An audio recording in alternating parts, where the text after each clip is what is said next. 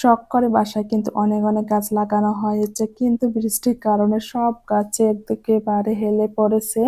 দেখে তো এত বেশি খারাপ লাগছিল। কি আর করার, বৃষ্টির কারণে কিন্তু এরকম হয়ে গিয়েছে। এখন আমরা সুন্দর করে গাছগুলোকে সোজা করিয়ে দেব। হ্যালো ভিউয়ার্স, আসসালামু আলাইকুম।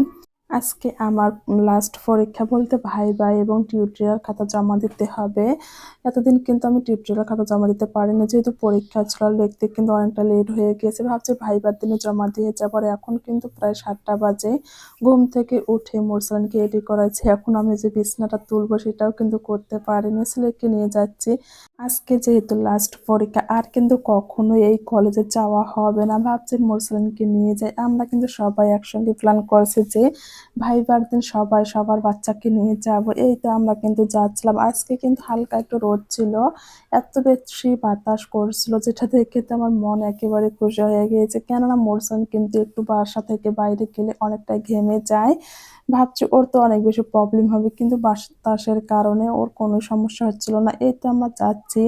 আর গ্রামের রাস্তাঘাট যে আমার এত বেশি পছন্দ, যেটা বলার মতন। আর এখন যেহেতু ধানের সময়, রাস্তাঘাটে কিন্তু এভাবে ধান ছড়িয়ে ছিটিয়ে শুকানো হচ্ছে এবং ধানের যে গাছগুলো সেগুলো কিন্তু শুকানো হচ্ছে।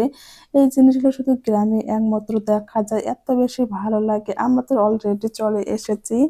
এই তো মোরসান এখন একটু হাঁটাহাঁটি করছিল, ও কিন্তু বেশিক্ষণ থাকতে চাচ্ছিল না। তারপর যেহেতু এসেছে, ভাইবা আছে, একটু তো লেট হবে। ও কিন্তু পুরা কলেজটা আমার ঘুরে ঘুরে দেখছিল। এবারে আমার লাস্ট পরীক্ষা, লাস্ট কলেজ, আজকে আসা হবে। আর আসা হবে কিনা সেটা জানি না। আল্লাহর রহমতে যদি পাস করি তাহলে তার কখনোই আসা হবে না। এবার আমি মাস্টার্স ফাইনাল পরীক্ষা দিলাম। সবাই আমার জন্য দোয়া করবেন, আমি যেন ভালো রেজাল্ট করতে পারি। এই তো আমরা কিন্তু এখানে সবাই মিলে ওয়েট করছিলাম। এরপর কিন্তু আমরা ভাইবা রুমে চলে যাব। সবাই কিন্তু সবার বাচ্চা-কাচ্চা নিয়ে এসেছে। সবাই কিন্তু অনেক কিউট দেখতে। এই তো মোরসালানকে একটু মোবাইল দিয়ে বসিয়ে রেখেছি এবং আমরা ভাইবা রুমে চলে যাব। যেহেতু ছোট্ট মানুষ কোথাও চলে যায়, সেজন্য কিন্তু আমি বারান্দাতে রেখে দিয়েছি। আর ও কিন্তু সেই ছোট্ট ফ্যানটা হাতে করে নিয়ে এসেছে। যেহেতু একটু বারান্দায় ও আছে, এখানে তো অনেক বেশি গরম।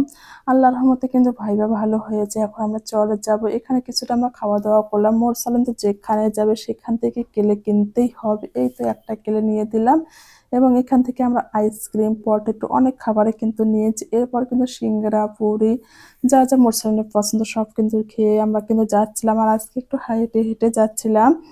একটু রাস্তা হেঁটে গেলে কিন্তু পাকা রাস্তা পাওয়া যাবে, সেখানেই কিন্তু আমরা অটোতে উঠবো।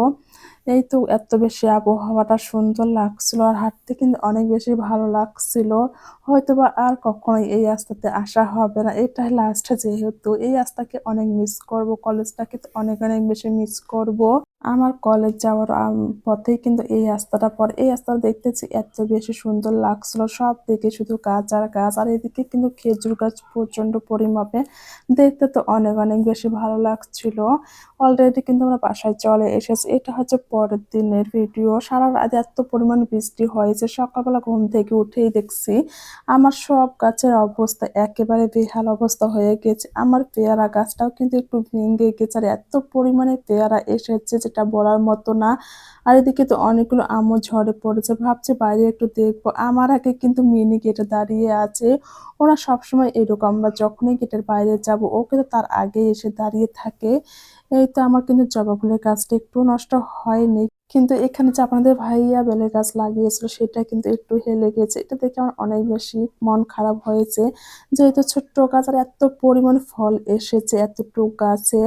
এখন কিন্তু আমরা গাছটা সোজা করে দেবো। আর এখানে আমি দাঁড়িয়ে, দাঁড়িয়ে দেখছিলাম। এত বেশি ভালো লাগছিল সব দিকটা।